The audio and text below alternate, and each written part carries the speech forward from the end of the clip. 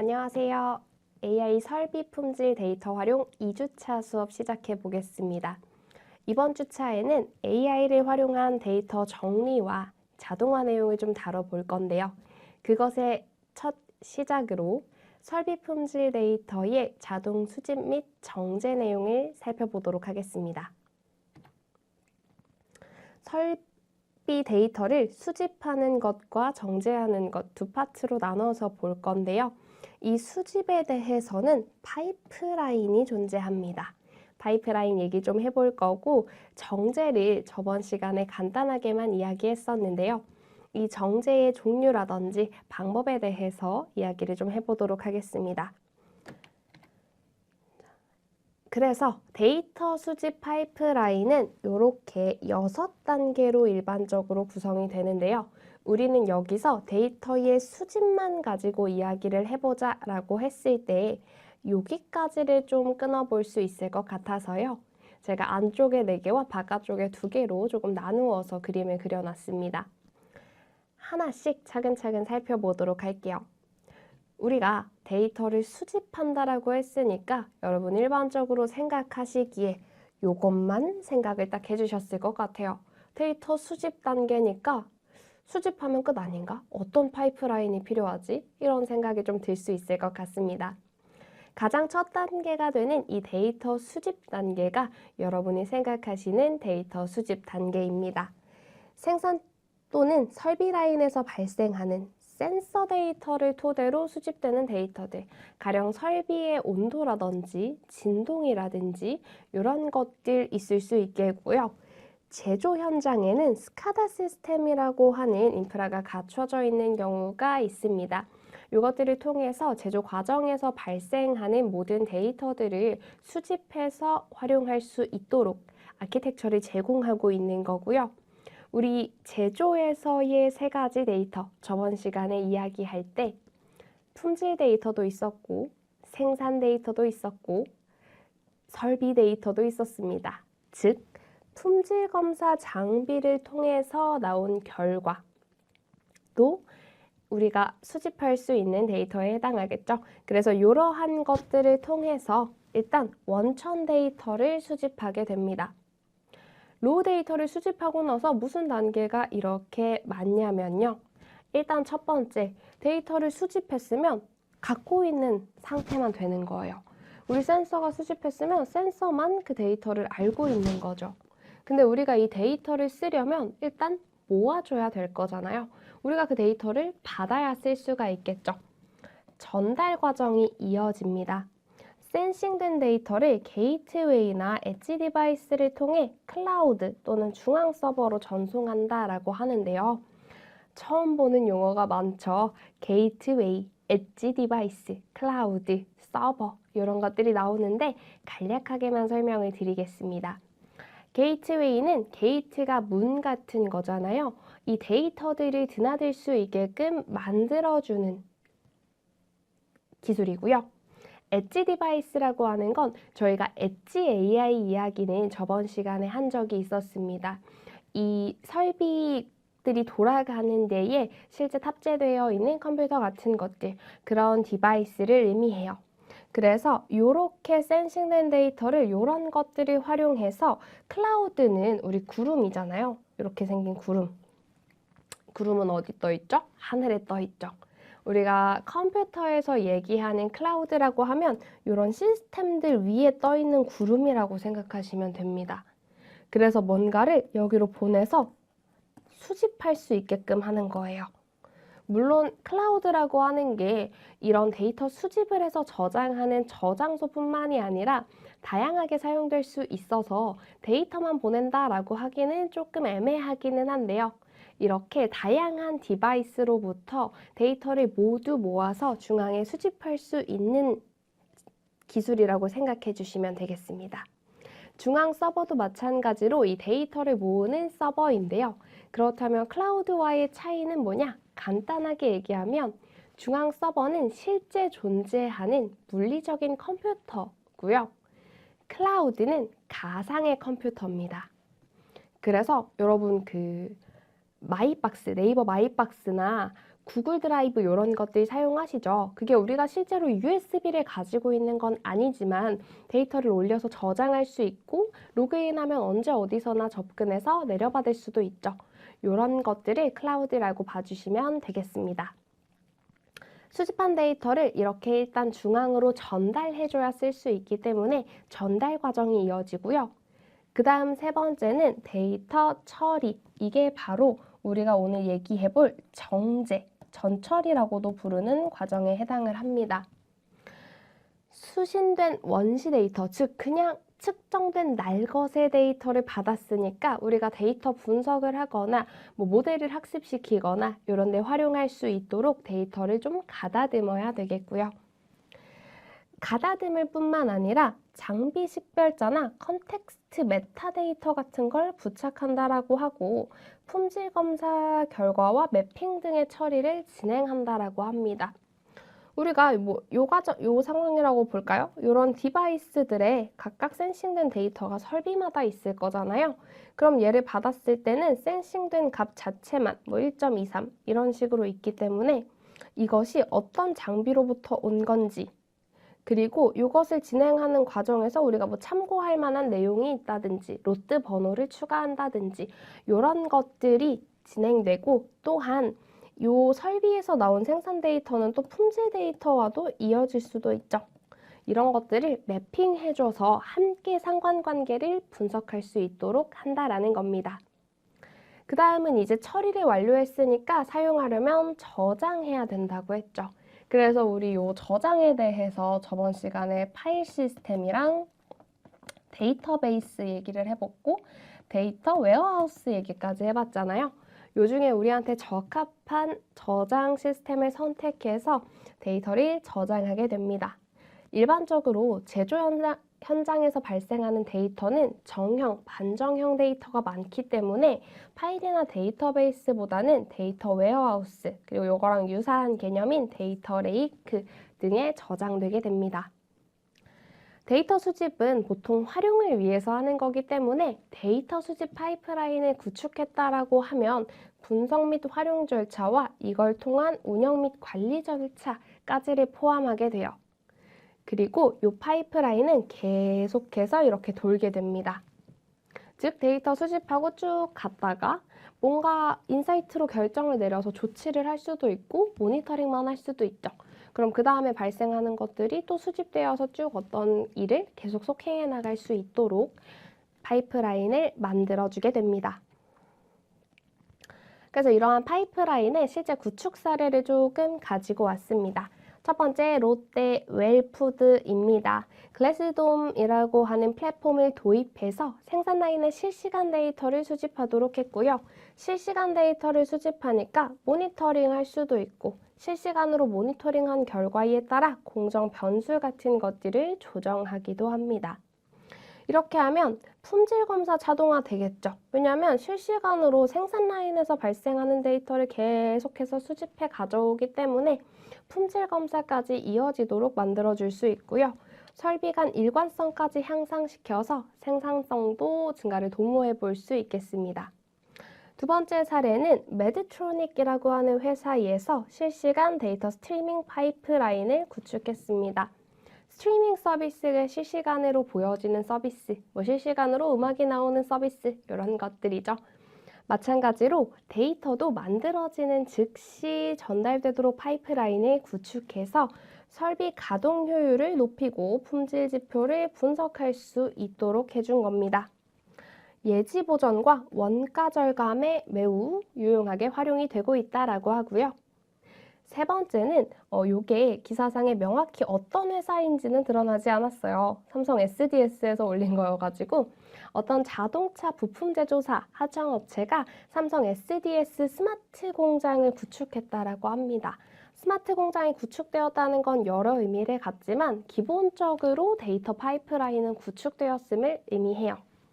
생산 라인 전체의 설비 정보를 실시간으로 수집해서 설비를 추가하거나 변경할 때도 우리가 만드는 제품에 따라서 설비군이 변경될 때에도 유연하게 대응할 수 있게 돼요. 그래서 설비 라인의 전체인 자재 투입부터 출하까지의 품질 관리 체계를 강화했다고 합니다. 이렇게 수집을 마쳤으면 우리 파이프라인 상에 수집하고 전달해서 정제가 일어난다라고 했는데요. 요 정제를 진행하는 전처리의 대표 유형만 세 가지 가지고 와봤습니다. 데이터 전처리라고 하는 건 무엇을 목적으로 하냐, 어떤 데이터가 필요하나, 어떤 형태로 필요하냐, 이런 것들을 계획하는 것에 따라서 전처리 유형도 매번 달라집니다. 그래서 저는 기본적으로 활용되는 것들만 나열을 해봤는데요. 첫 번째는 결측치 처리입니다. 결측이면 측정된 결과가 없는 비어있는 값이죠. 그래서 평균으로 대체하는 경우가 대부분이긴 하고요. 혹은 중앙값 같은 걸로 대체를 하기도 하고요. 혹은 아예 삭제하기도 합니다. 결측치가 몇 개 나왔는데 결측치가 발생한 행이 많지 않다라고 하면 그냥 그 데이터들을 삭제하는 거예요. 두 번째는 이상값 제거입니다. 이상값이라고 하는 것들은 일반적인 데이터 분포에서 멀리 떨어진 값이에요. 예를 들어서 우리 사람의 키가 130에서 성인 기준으로 130까지 있다고 칩시다. 그리고 한 210 정도까지를 기준이라고 잡아볼게요. 130에서 210 사이가 있어요. 근데 어떤 사람이 키가 3m예요. 300cm죠? 뭔가 이상하죠? 이런 튀는 값들, 일반적인 범위를 벗어나는 값을 이상값이라고 합니다. 데이터 분석에 악영향을 주므로 제거 등 적절한 처리가 필요하다라고 해요. 그 다음은 데이터 포맷 정리입니다. 형식을 맞춰주는 거죠. 수집한 데이터 형태를 활용 가능한 형태로 변경하고요. 특정 컬럼의 포맷이 데이터 행별로 다르면 행별로 다르다라고 하는 건 우리가 예를 들어서 키를 수집했어요. 키를 수집했는데 다른 건 다 숫자로 잘 왔어요. 121, 152, 138 뭐 이렇게 잘 왔어요. 근데 누가 142cm 이렇게 쓴 거예요. 키인데 140이라고 하니까 좀 이상하긴 하지만 예를 들어 이렇게 쓴 거예요. 그럼 얘는 문자가 된단 말이죠.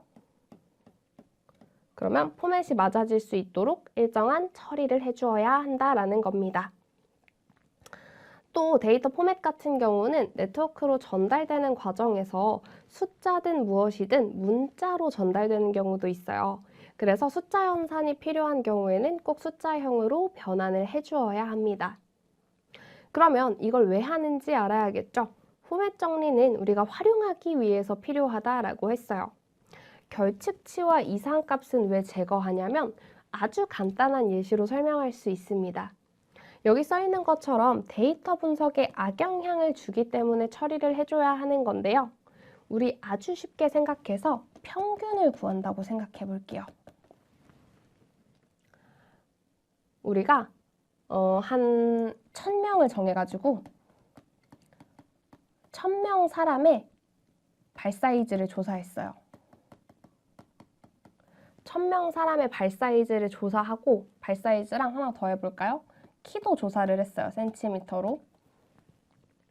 이렇게 두 개 조사를 했는데 발 사이즈 데이터가 보니까 500개밖에 없어요. 그리고 500개는 비어있는 값인 거예요. 그럼 우리가 평균을 해서 우리가 1000명을 조사해 봤더니 성인 1000명의 발 평균 사이즈가 예를 들어 265더라.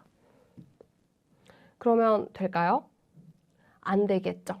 예를 들어서 발 사이즈를 남성은 다 적었는데 여성은 안 적었다고 가정해 볼게요. 그러면 우리 성인 남녀 500명씩 해서 조사를 했더니 발 사이즈 평균이 270이에요. 뭐 이렇게 나오면 여성은 반영되지 않은 거죠. 평균이 평균으로서 동작하지 못하는 겁니다. 또 이상값도 그래요. 우리가 키를 조사했는데 대부분은 뭐 한 150에서 210 뭐 이런 사이에 있는데 어떤 사람 키는 막 300이에요. 그리고 어떤 사람은 이게 센티미터인 줄 모르고 미터인 줄 알고 막 내가지고 1.2 이래요. 1.2는 너무 작다. 1.7로 할까요? 1.7 뭐 이렇게 됐어요. 1.7과 150은 거리가 멀죠? 평균을 구하면 평균에 영향을 주겠죠. 그래서 결측치나 이상값들은 이런 요약에서의 영향을 방지하기 위해 처리를 하고요. 결측이나 이상값이더라도 이 자체가 데이터 분석에 필요하다라고 한다면 그것도 그대로 두고 사용하기도 합니다. 대표적으로 전처리하는 것이 이렇게 세 가지인 거지 매번 강제적으로 적용하지는 않습니다. 그래서 저희 이 데이터 전처리도 하는 방법은 여러 가지지만 엑셀 시트를 사용해서 좀 해볼 거고요. 이 세 가지를 크게 해보도록 하겠습니다. 결측치 처리는 저번에도 이야기했듯이 컨트롤 G를 이용해서 찾아볼 거고요. 저희는 평균 값으로 채우거나 중간 값으로 대체하거나 결측행을 아예 제거하거나 하는 방식을 적용해 볼 거고, 이상값에 대해서도 이상값을 확인한 다음에 처리해 주는 것들이 있거든요. 이건 처리하는 방식이 되기도 하고 이상값은 처리도 처리지만 확인이 선행되어야 하는데요.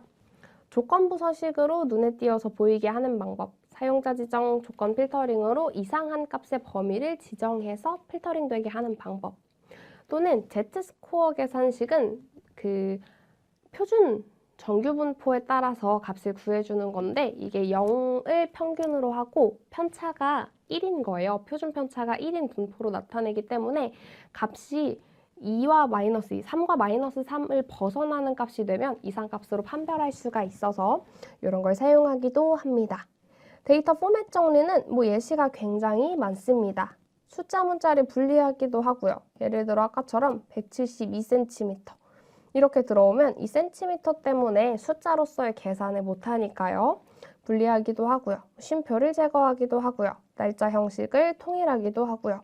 소수점 자릿수의 통일이나 단위를 제거하는 처리들을 해주게 됩니다. 이번에는 실습 데이터로 제가 500개의 행에 해당하는 데이터를 준비해 왔습니다. 기록을 구분할 수 있는 레코드 아이디부터 날짜와 라인이나 설비 아이디, 그리고 제품의 타입, 로트 아이디나 이 설비 자체의 온도, 압력, 속도, 그리고 진동, 불량률 이런 것들이 쭉 받아오게 해줬어요. 여기 보시면 날짜 형식 안 맞는 거 일단 눈에 띄고요. 여기 대소문자 안 맞는 것도 살짝 눈에 띕니다. 그리고 머신 템퍼레이처는 보니까 도시 붙어 있는 것들 있고요. 프레셔도 빈값 보이고요. 스피드, RPM도 문자가 붙어 있죠. 빈값들 보이는 거 있고 퍼센트 부분적으로 붙어 있는 것들 보이고요. 리마크스는 척 봐도 빈값이 상당히 많습니다. 대부분의 지금 문제가 되는 유형들을 겹쳐서 넣어놨기 때문에요. 대표적인 해결 방법들만 좀 적용해 보도록 하겠습니다. 먼저 결측값에 대한 처리를 해볼 건데요. 결측값도 어떤 결측이냐에 따라 처리하는 방식이 달라진다고 했습니다. 리마크스 쪽을 먼저 한번 보면요. 얘는 문자 데이터를 가지고 있기 때문에 우리가 평균값으로 대체한다거나 중앙값으로 바꿔준다거나 하는 처리를 하기가 애매합니다. 필요한 경우에는 임의의 값으로 다 채워넣게끔 조치를 해줄 수도 있지만 저희는 여기에서는 결측치가 포함된 행을 모두 삭제하게끔 해보겠습니다. 요 열을 선택하신 상태에서요. 컨트롤 G 해주시면 이동창 뜨고요. 저희 여기서 옵션 클릭해가지고 빈 셀을 찾아오는 거 이전 차시에서 한번 해봤죠. 확인해서 눌러주시면 이제 이렇게 빈 셀들이 쭉 선택이 됩니다. 요 열에서만요. 그럼 이거 제거하기 위해서 선택된 상태에서 마우스 우클릭을 한번 해보시고 삭제를 클릭해 보시면 어떻게 삭제할 건지를 물어보는 창이 나옵니다. 행 전체를 선택하고 삭제해 주시면 결측치가 존재했던 행 자체를 전부 삭제한 걸 확인해 보실 수 있습니다. 이걸 먼저 선행한 이유는요. 얘가 결측치가 좀 압도적으로 많았기 때문에 처리를 먼저 해준 거고요. 그 다음에 몇 가지 바꿔볼 건데 요 데이트부터 형식을 좀 맞춰보도록 하겠습니다. 요 열 자체를 선택해 주시고요. 여기 맨 첫 번째 있는 요 셀의 형태로 모든 서식을 맞추게끔 해보겠습니다. 열을 선택하신 상태에서 컨트롤 1을 눌러주시면 셀 서식에 들어오실 수 있는데요. 이 셀 서식에서 표시 형식을 날짜로 맞춰주시고 요 대쉬로 구성되어 있는 날짜를 선택해서 확인해 주시면 시간이 들어있던 것들은 다 형식이 맞춰졌는데 점이 들어있는 이런 애들이 형식이 변경되지 않았죠. 점이 포함되어 있기 때문에 여기 날짜로 나오기는 하지만 얘가 텍스트로 인식돼서 그렇습니다. 그래서 전체 선택을 해주신 다음 컨트롤 H를 눌러서요.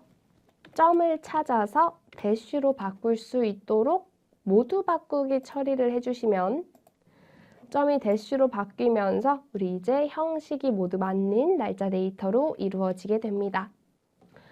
머신 아이디에서 소문자를 대문자로 바꿔주는 것도 비슷하게 처리할 수 있을 것 같으니 그리고 여기 라인 아이디에 공백 들어있는 것도 같이 없애줄 수가 있겠죠.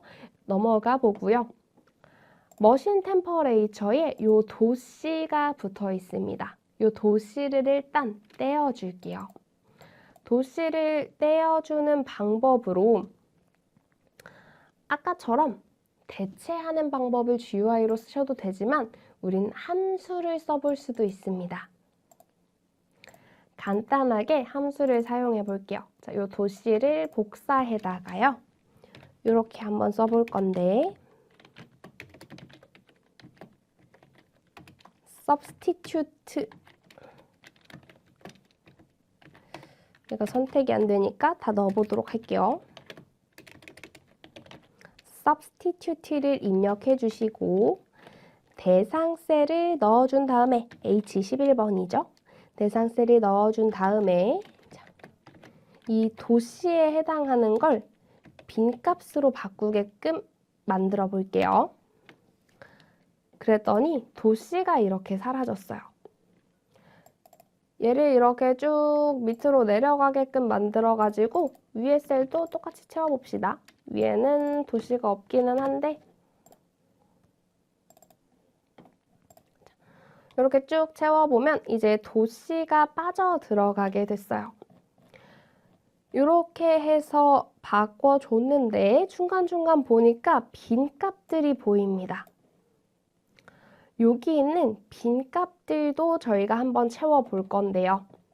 빈 값을 하나씩 채우려면 번거로우니까 여기 옆에다가 한 번 더 셀을 추가해서요. 자, 이렇게 넣어 볼게요. if를 사용해서요. 우리 요 셀에 해당하는 값이 빈값이라면 average 해가지고 평균 값으로 채우도록 해보겠습니다. 평균 값으로는요, 우리가 평균을 구해줄 범위를 넣어주면 됩니다.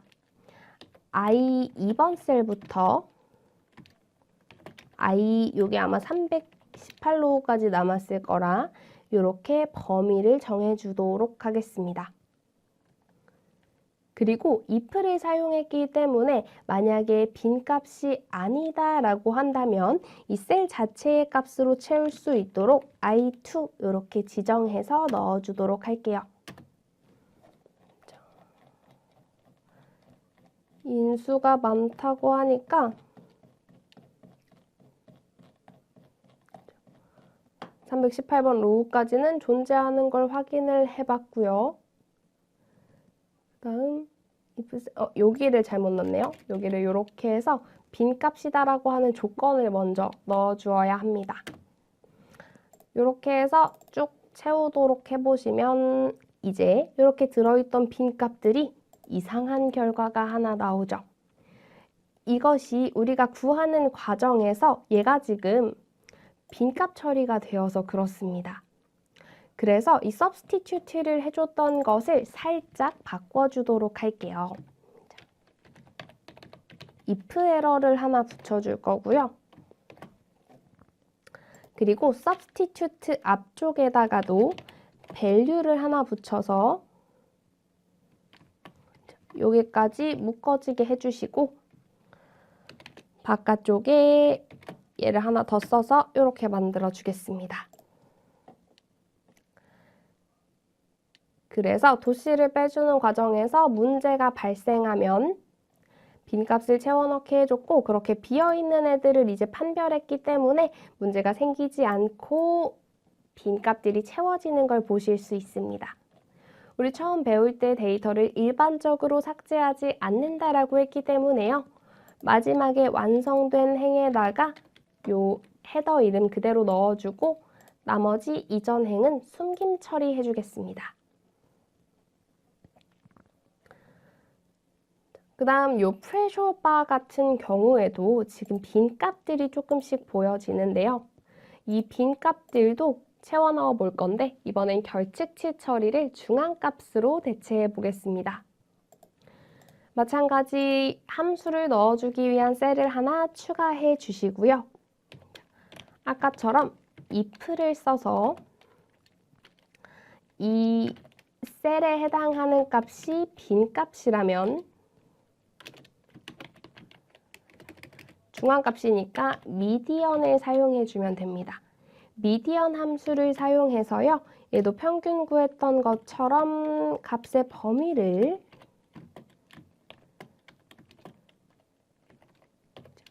이렇게 하나 잡아주도록 할 거고요. 빈값이 아니라면 셀값이 그대로 들어갈 수 있도록 이렇게 처리를 해주겠습니다.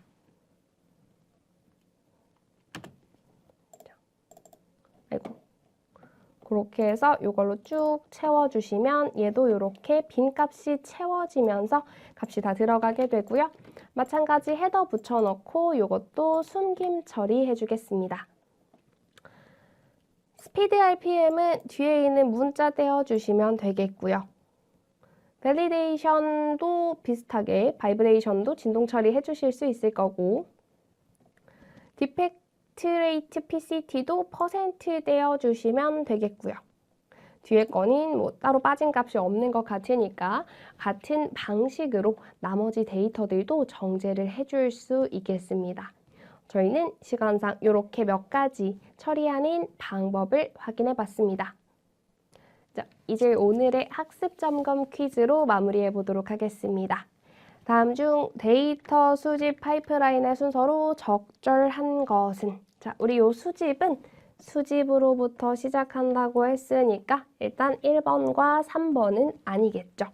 수집에서 시작해서 그 다음 단계가 나와 있는데 수집한 걸 저장해야 하지만 저장하려면 전달 먼저 해줘야 되죠. 그리고 전달만 하면 이상하게 생겨서 데이터 분석에 필요 없는 데이터들도 이상한 형태로 저장될 수 있기 때문에 처리를 먼저 거치고 저장한다고 했어요.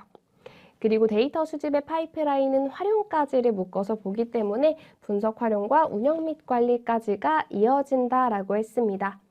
답은 2번이 되겠고요. 다음 문제, 데이터 수집 파이프라인의 구축 효과로 적절하지 않은 것을 물어보고 있습니다. 자, 첫 번째, 실시간 설비 데이터의 수집으로 이상 상황을 빠르게 감지한다. 너무 좋은 효과죠. 두 번째, 데이터 품질 관리 자동화로 오류와 누락을 줄일 수 있다. 너무나 좋은 효과고요. 세 번째, 운영 효율성이 향상돼서 반복 업무를 줄일 수 있다. 이것도 맞는 내용이죠. 운영 효율성이 향상돼서 파이프라인을 통해 계속 정제되고 쌓이는 과정들 그리고 분석하는 과정이 반복되니까요. 네 번째, 수집된 데이터를 사람 확인에 따라 하나하나 정제해야 한다. 효과로 보기에는 올바르지 않죠. 그래서 정답은 4번이 되겠고요. 또 여기서 자동화 표준화의 흐름, 객관적 체계적 방식의 처리 이렇게 해설을 써놨는데요.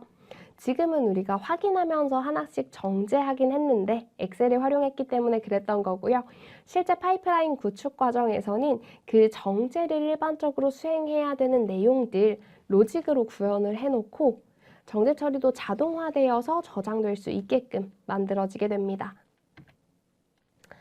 마지막 문제, 데이터 활용을 위한 정제 과정에서 필요하지 않은 것은 묻고 있습니다. 결측치를 확인해서 평균값으로 대체하는 거, 필요한 내용이었죠. 단위나 형식이 일관되는지 확인하는 과정, 필요한 과정이었고요. 우리가 같은 처리를 해주기 위해서 필요했어요. 데이터의 분석 결과가 기대한 대로 나오는지 확인한다. 분석 결과가 정제 과정에서 나오지는 않겠죠? 이상값을 확인해서 해당 데이터를 삭제하는 조치를 한다. 있을 수 있는 일입니다. 정답은 3번 되겠습니다. 정제는 활용 가능한 데이터를 만드는 단계이기 때문에 분석 결과를 확인하는 건 뒷단계에서 확인할 내용이 되겠습니다. 여기까지 우리 이번 시간에는요. 데이터 수집 파이프라인과 그 파이프라인을 구축한 사례 이야기를 좀 해봤고요. 수집된 데이터 활용을 위한 정제 방법으로 결측치를 처리한다, 이상치를 처리한다, 데이터 포맷을 통일한다, 이런 것들 확인해봤고 실습에서도 엑셀을 통해 간단하게 적용해봤습니다.